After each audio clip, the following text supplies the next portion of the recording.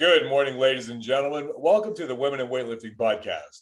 Mark House and Kristi are joined today by Alex Cribari, who lifts from Ohio and is a kind of perennial A session 59 kilo lifter. So Alex, welcome to the show. Thanks for having me. I appreciate being here. I'm excited to talk to you guys both today. Excellent. Well, we always like to start with just like the basic, how did you get into weightlifting? So we'll kind of open with that. Yeah, so I grew up in Cleveland, Ohio. That's where I'm from. And I got into weightlifting, about more than that, maybe like between 5 and 8 years ago. I can't even tell you exactly when I started. But I came from a college softball background per se. So I was always been into sports since I was a little kid, did everything under the sun. Swimming, diving, taekwondo, softball for the most part. So I played college softball. I was home on one winter break, and I have an identical twin sister. So it was more of an endurance athlete kind of growing up. She'd done a couple Ironman triathlons, and her former triathlon coach actually had gotten their group to do a strength and conditioning program for like endurance athletes per se. So I was home on winter break. My sister's like, just come with me. It's a good workout. So that is how I kind of got into weightlifting. I went to a gym, and that's where I met Reggie Hodges, who taught me everything I knew about weightlifting. Kind of, he showed me a little bit of stuff, not too much so, because he's like, I was about to leave in 2 days anyways to go back to school. He's like, well, if you end up coming home, I went to school down in Columbus. And he's like, if you come home to Cleveland, I'll teach you weightlifting.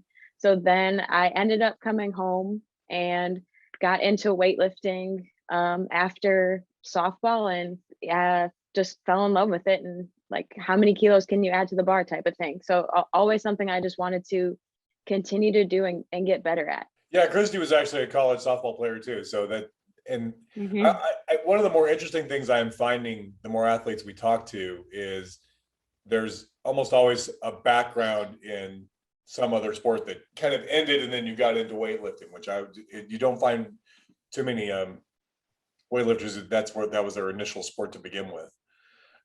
Where did you go? Where did you actually go to school? Ohio Dominican in Columbus. It was a Division II, a little bit smaller school.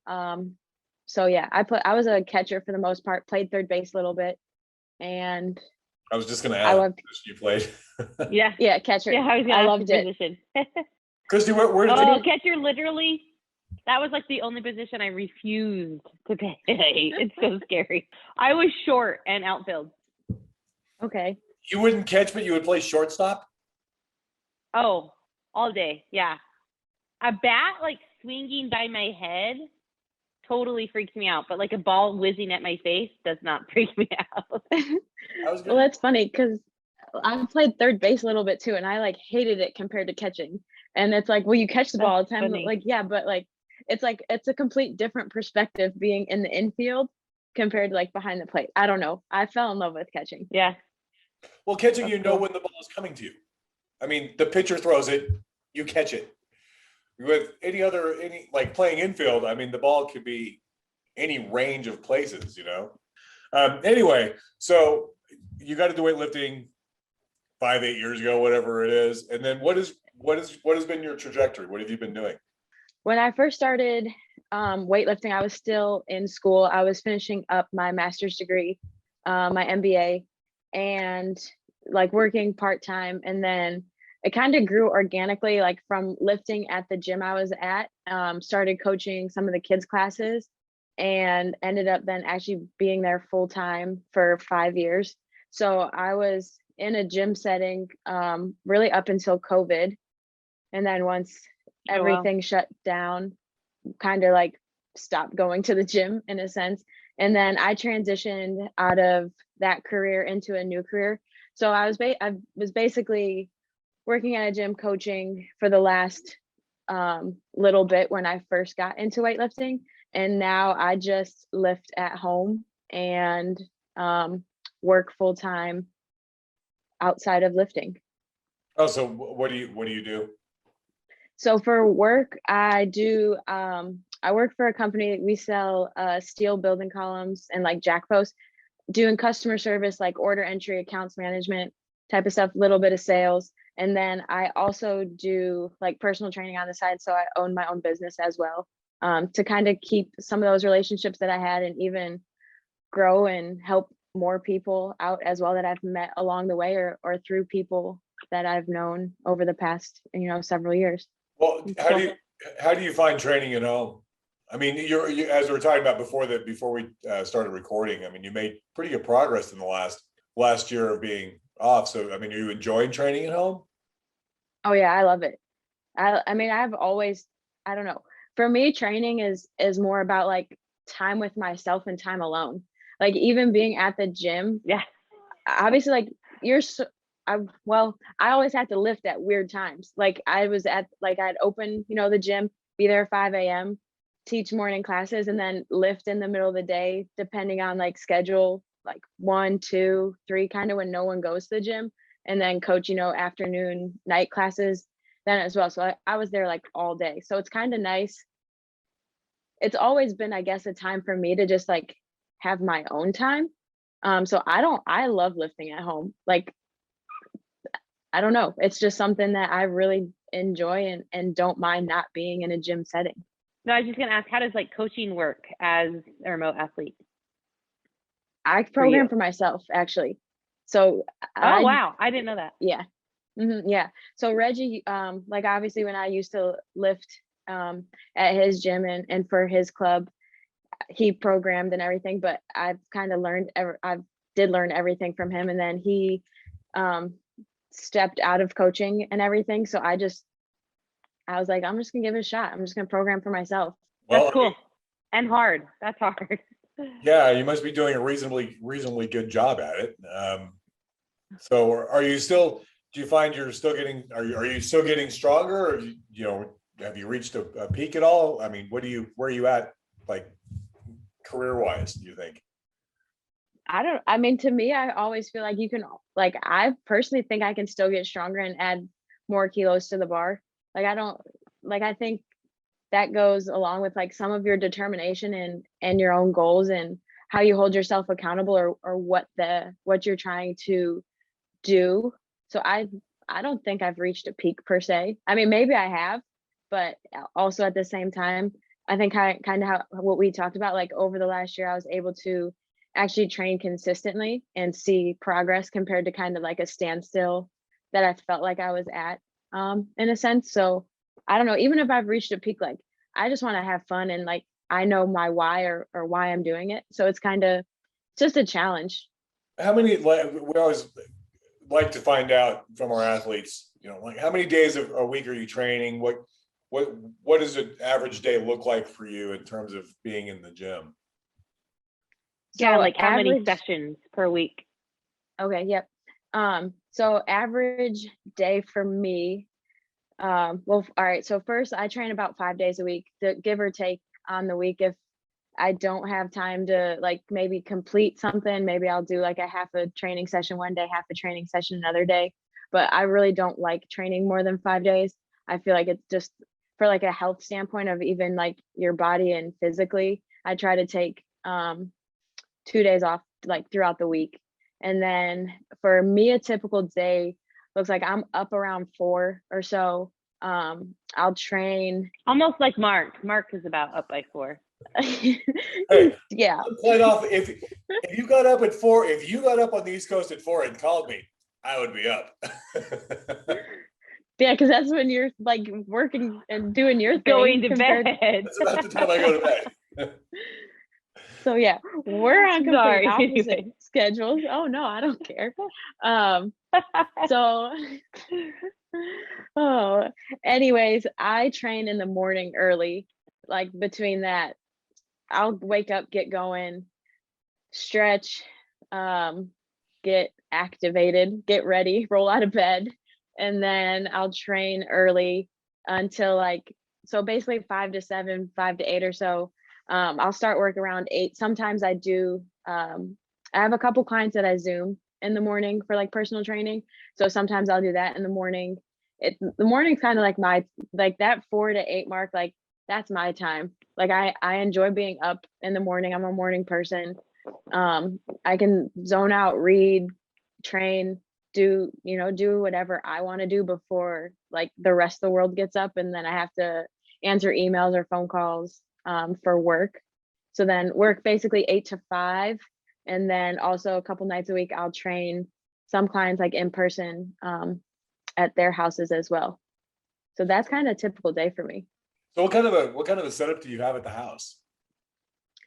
So it's basically in a sunroom, so it gets really cold or really hot.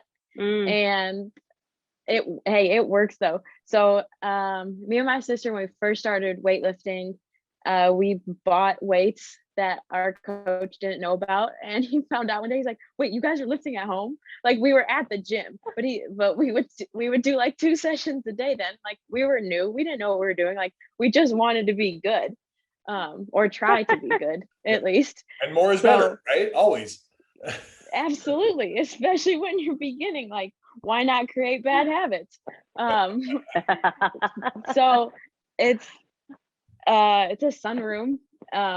It's big enough, but so basically built a platform, so like a bunch of wood now underneath it, rubber on top. I have like the only thing I can't really do is like pull-ups. Have a bench, like have a squat stand, but I go to the park when it's nice or when it's not in the dead of winter, and I'll like there's swings. Like, I live by like 10 different like little schools or stuff, so like I'll occasionally just go and do pull-ups on the like monkey bars or whatever. Gets the job done. Yeah, that works. So you got kind of the full basic setup in the sunroom. Kind of going into some mindset issues, which is one of the pieces that I find most interesting when I talk to athletes. What do you do to recover physically? How do you recover mentally from training sessions, from competitions? How do you get yourself to go through this grind, especially when you're lifting at home on essentially by yourself? Yeah. So I'll talk to like the physicality part first, and then I'll go into like the mental part. So physically, to recover, obviously try to sleep as much as I can, eat right, drink water. You go to bed at like noon? I mean, how do you get sleep if you have to get up at 4 o'clock in the morning? Yeah. What time do you go to bed? 9 normally, which isn't great sometimes, but I try to like, as soon as I get home, which is normally by 8 o'clock, like I just like do a whole wind down routine type of thing. So, I mean, I'm in bed, but I sleep at least like, I guess one of like my goals when 2020 happened was to actually sleep 7 hours a night. So compared to what I was doing, I'm doing a really good job at least sleeping more. So I don't like, sometimes you just gotta like figure out where you were and like where are you going now type of thing.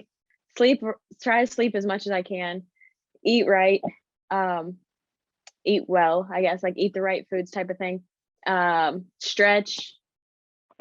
That's about how I recover physically. So let's before we leave that topic and get into the recovery mentally, how strict are you about your eating? Like I follow macros, so I'm flexible with that. So I do my own nutrition too. I've done like the precision. I have like the precision nutrition certification, but to me personally, though, too, like nutrition's a lot about like trial and error. Like you have to figure out what works for you, and then kind of go off of that. And it's not eating 1,000 calories. Like that's not okay either. So I mean, depending on me personally, like I like sitting right around like 59 kilos. So like 60 is kind of like my sweet spot where I sit naturally, eating like at least 2,500 calories a day. So, if I have like a meet coming up, like I don't really change too much. Just like obviously being more conscious of like the types of food I'm eating. So like trying to cut out some like the inflammatory foods like that I'll do like leading into a competition. And then like obviously like a small deficit, but nothing crazy where you feel depleted or feel like crap.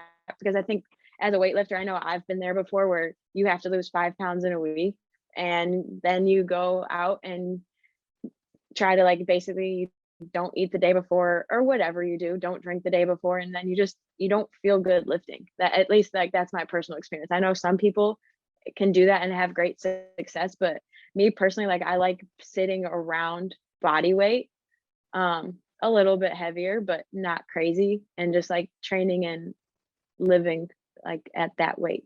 Yeah, Kristi, what do you walk around at? Not 60. I walk around heavy. My goal has always been to walk around 62, but I honestly usually am around 63. Holy cow, really? So, You cut 4 kilos out? yeah, but it's slow. I'm honestly cutting now for nationals, and so it's just a really slow, long cut. I always say like, oh, I'm gonna stick around like 62, and honestly, 62 for a lot of people is heavy. So Alex, I could easily be 67 kilos in like a couple months. My body just puts it on. well, So, you're also, 40 now. I am 40, and you know what happens when you turn 40? Everything. Oh my gosh, I got a phone. It's like metabolism slows down. It's crazy, and I feel it now. I'm starting to feel that.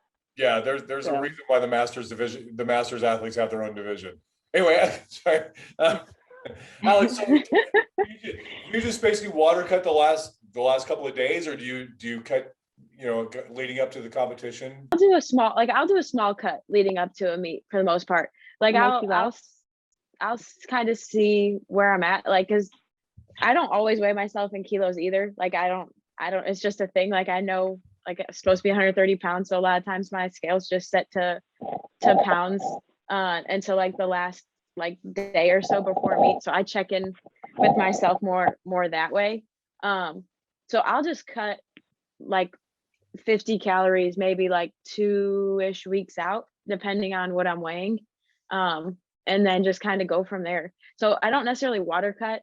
If anything, like obviously I will drop carbs like at most, like from where like I'm at, like to right before meet is maybe like 25, 50 grams at most, I think I've done recently. Cut fats a little bit. So I mean, I'm really only in a deficit of like 50 up to like maybe like 250 calories, like right before a meet compared to where I'm at normally. So I don't really like fluctuate like too hard with like cutting carbs or cutting water and that kind of stuff. Does that make sense? Yeah, I mean, you're pretty strict on your macros then. I mean, you know what you're eating every day. For the most part, I do. At least like right in and out of competition. I mean, I don't, and there's times too, like I won't, there's some things I'll have though, I won't track, like if I have a bite of this or bite of that, like I know you maybe should, but it's not worth it to me. Like, and I just find stuff too, like I enjoy eating, like I'm a really like routine regulated person. So if I like something, I'll eat it, but like I enjoy that food. So it's not like a chore to me or whatever. If I don't want like oatmeal, have rice, or I don't know. I'm like a plain eater in general. Like I've never been a saucy food person. So I feel like I have my like staples. I stick to them. And then like it's easy to, because I'll work in or like eat other stuff. I don't know. I don't really ever try to restrict anything. Like if I want to eat something, I'm just gonna eat it. Because if you don't, I feel like you just mentally like wear yourself out. Like, oh my God, I want ice cream. I want this, I want that. Well, like go have it. Yeah. Go have a serving, get it off your mind and like move on with your life. And if you end up having 2 servings, okay, it's not the end of the world. Do better to your next meal, do better tomorrow. Like there's always another opportunity for you to go after, even if you mess up slightly.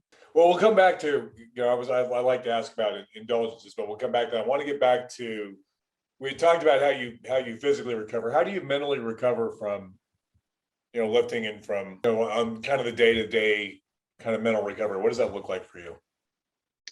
For me, it's time alone with myself, like quiet time. I'm in the car often, so I just typically people are always, it's like it shocks them, but they're like, oh, what do you listen to? A lot of times I drive in silence. Like it's just like me. I can unwind my thoughts. I can, like it's my time kind of once again. Like I feel like I'm always, and I love it, but like always helping or doing stuff for other people or working or doing this or that. So like when I have like a half hour to be in a car a couple times a week, the radio is probably not on. Like that's my time to like mentally recover, talk to myself, like pray, like worship, like do the things that I do on a day-to-day basis as well. So that's more mentally how I recover, like either journaling or like quiet reflection, and then devotional too for me. Yeah, I can certainly. I never have the radio on in my car. That's like my time to clear my head. So I Yeah. totally get that. Kristi, I feel like I'm doing all the talking today. So let me. No, I like listening. I was gonna jump in and say, kind of along the lines of the mental stuff of like when you approach heavy weights, what is your mindset around that? Whether it's, you know, in training as well as competition, because those are two totally different settings. Like for me, heavy weights in the garage versus heavy weights in competition when you're like under a clock. So yeah, like how do you approach those heavy weights mentally? Mentally, I think sometimes, I don't know, to me, every day is different, but I always try to like control what I can control. So if that's like my breathing, my mindset, my approach, like there's a lot of things, I guess you could say, like more towards that competition, things that you can't control. Like you can't control what other people are going to do. You can control yourself. You can control like your attitude, your mindset, and like your effort and what your goal is, type of thing.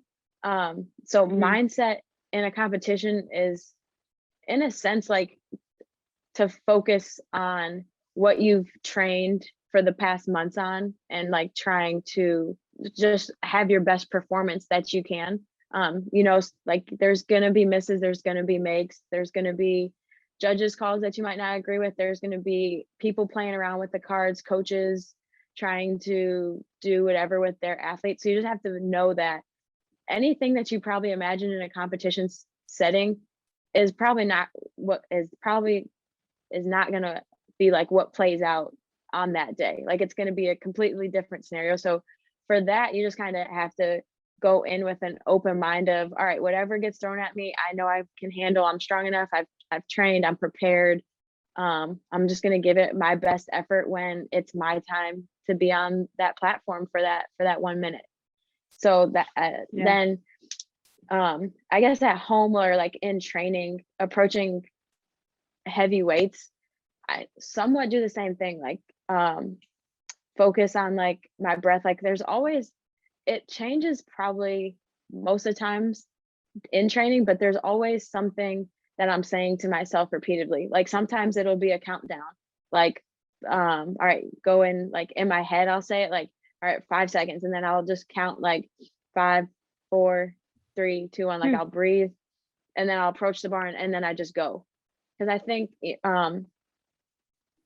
to some extent, like when it's your time to lift, like you have to turn off your brain and just lift. Because if you think about your technique on every single heavy weight, you're going to talk yourself out of the lift.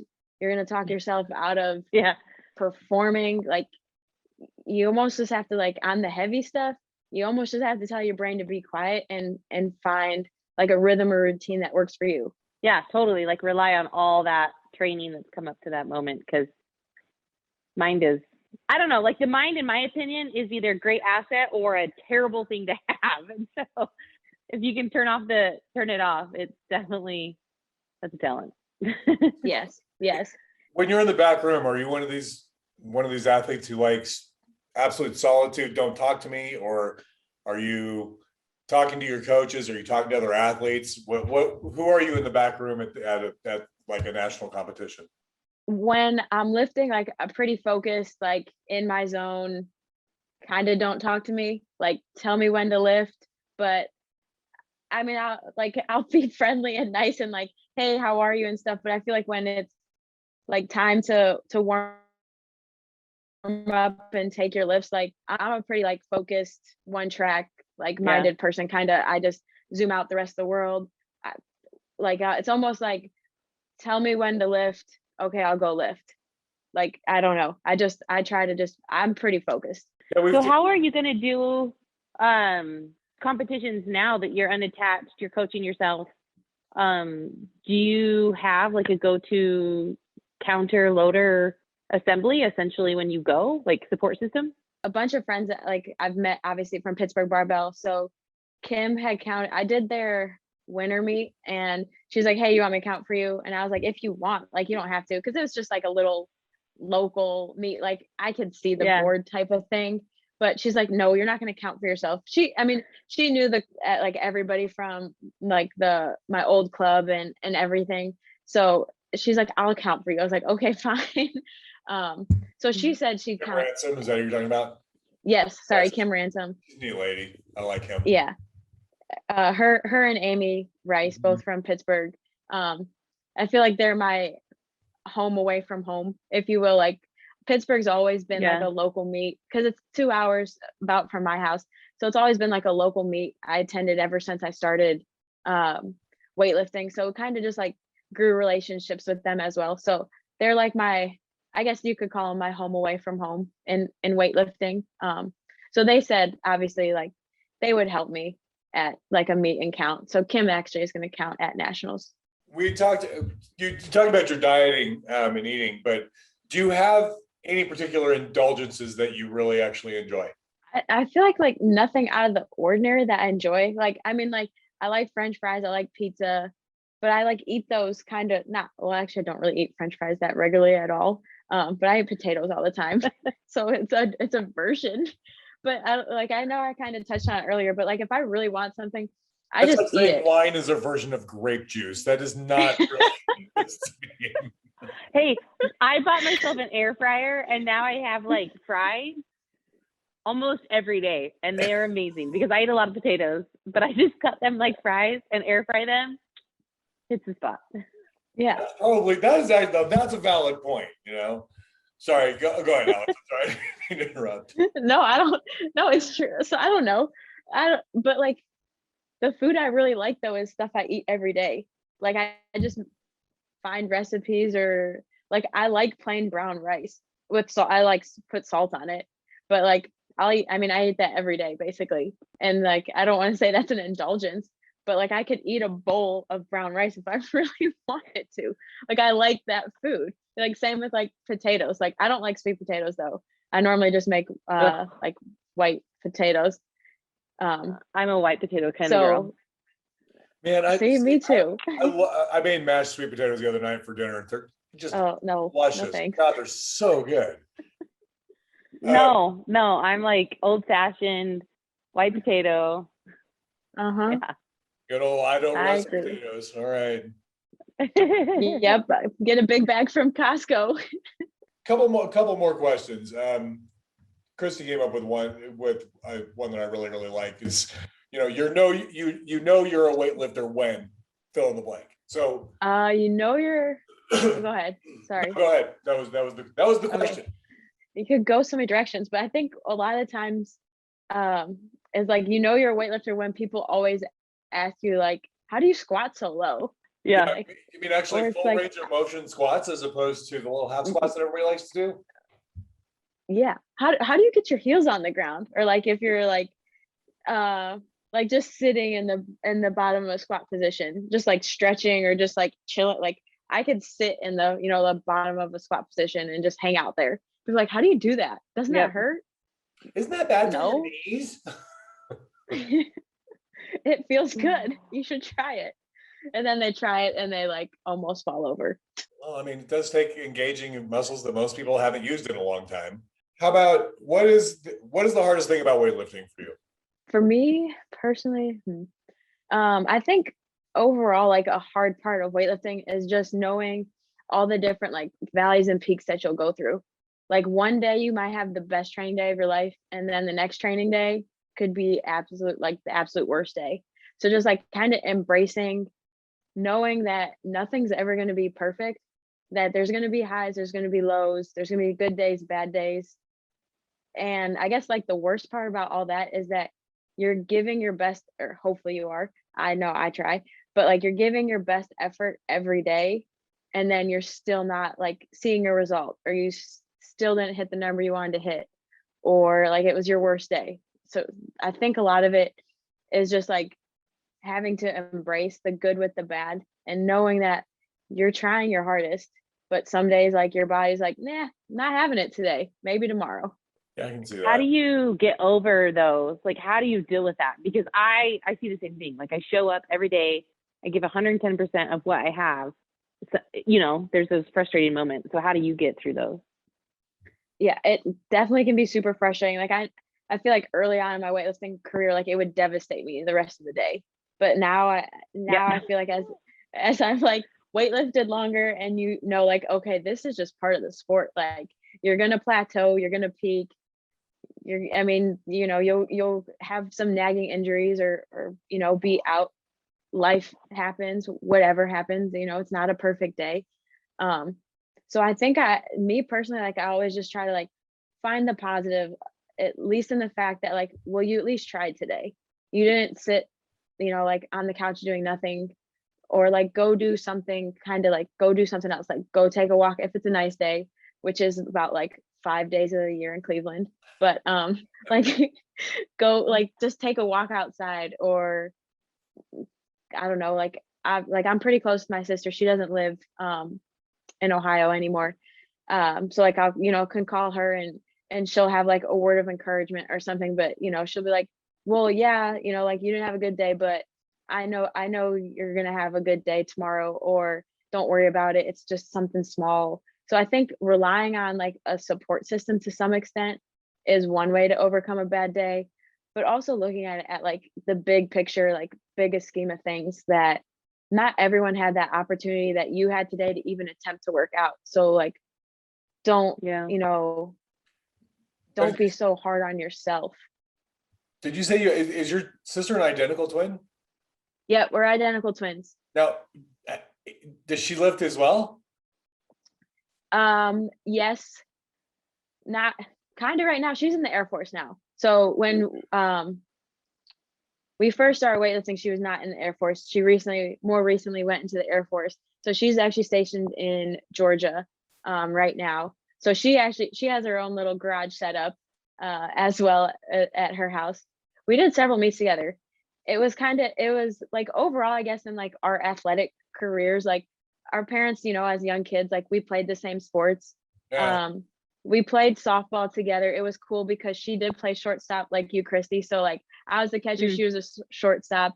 It was like the Cribari twins throwing people out. Like it was like a fun little like thing we had. She didn't, and she really only played softball until like 12 or so, like not, you know, like she was more passionate about running and swimming. So she stuck more with like endurance events, and really she never lifted a weight until she started like weightlifting. Like I remember like I was at college, she would call me because she had done the Ironman out in Kona. So like she qualified she did one in Louis. She was like the youngest person at Kona, like at 18, or she did one Ironman in Louisville, qualified, went to Kona, like a really like, I don't know. Everyone always asks like, oh, who's the better athlete? I'm like, my sister. Like I have no desire to do an athletic endurance event for 11 and a half hours. Like that does not sound fun to me.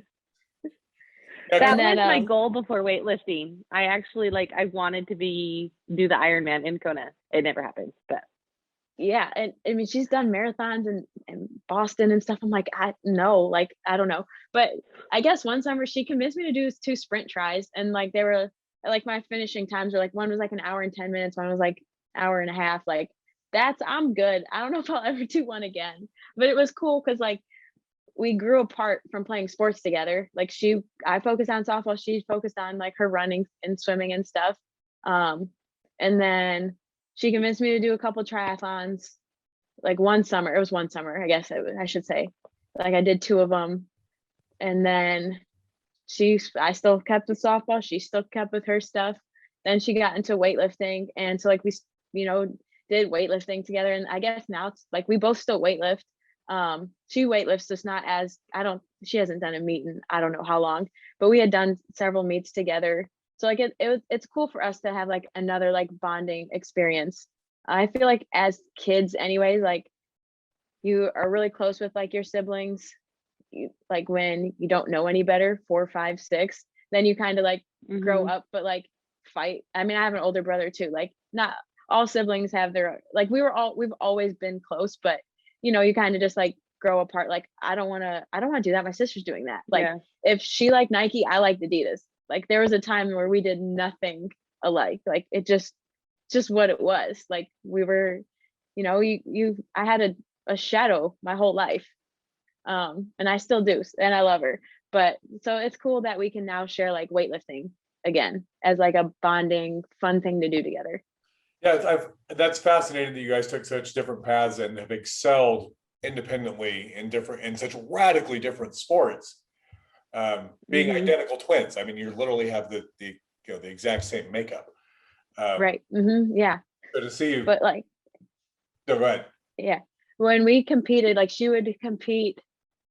I would always be like, well, I was 58 or like now 59. I think my very first meet I was 63 kilograms though, and she was 58. But then when she got into competing a little bit more, she was always like she was the 53. I don't think she ever competed as a 55. So she was 53 kilograms. I was 58.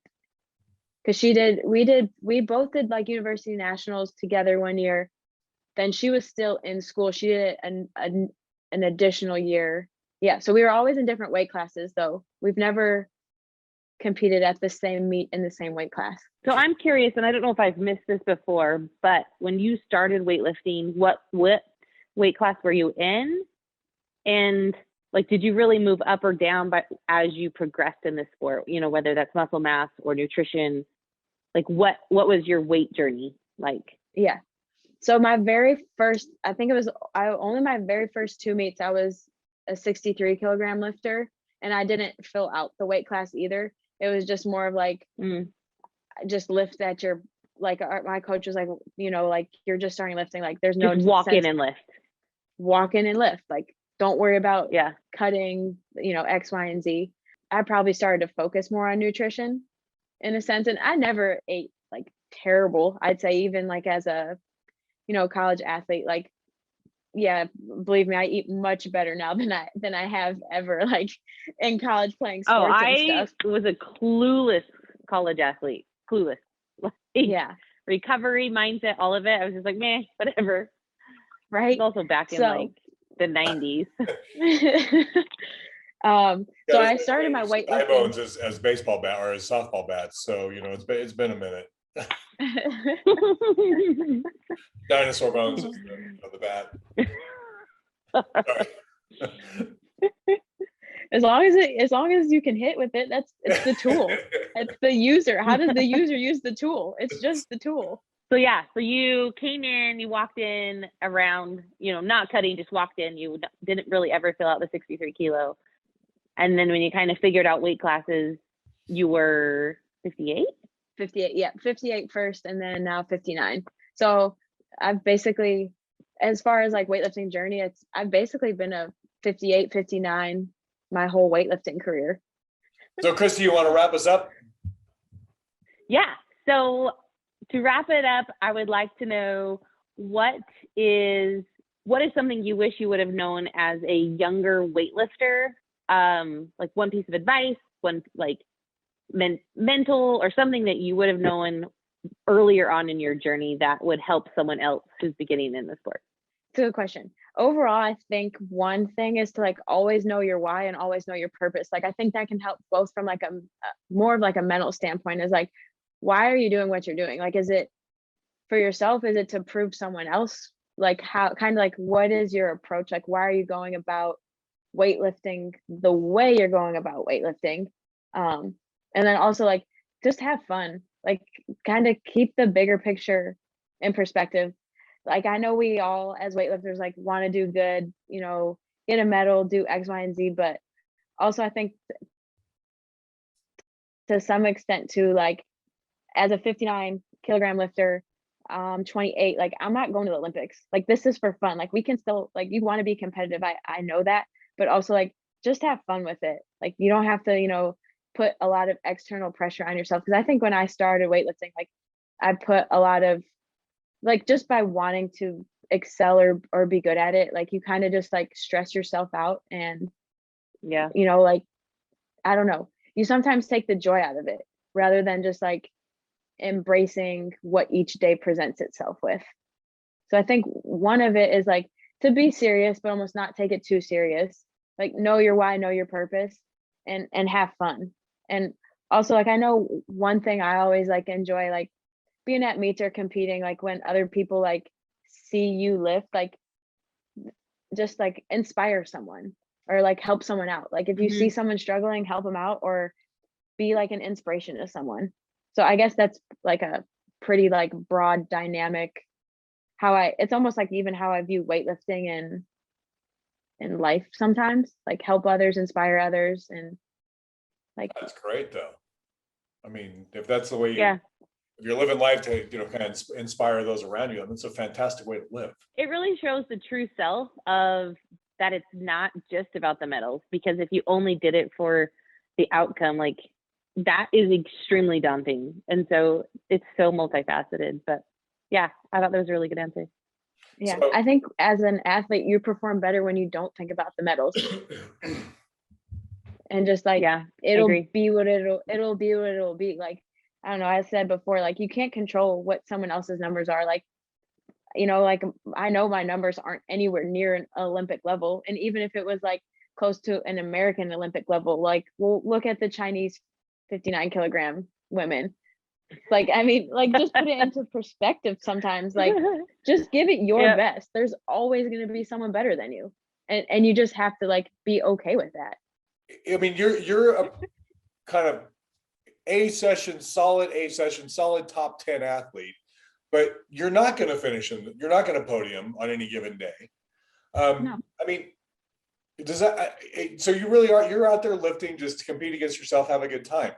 I mean, is that really your mindset of kind of when you walk out? I mean, because you could be at nationals, you could be the opening lifter, Right. depending on who shows up that day.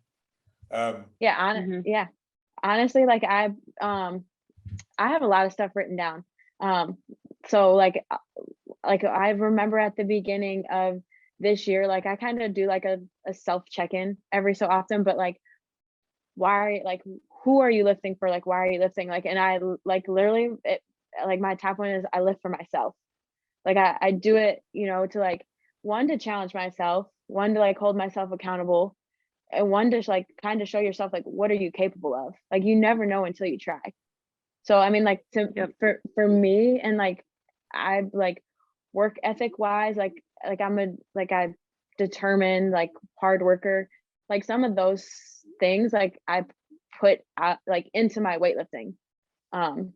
So like even if I'm in the A session, I'm nowhere near like the top A session lifter, but I'm still like I'm doing it for myself to have fun and to like, can I get another kilo on the bar? Have I peaked? Have I not peaked? Like how many, like what can I do today type of thing.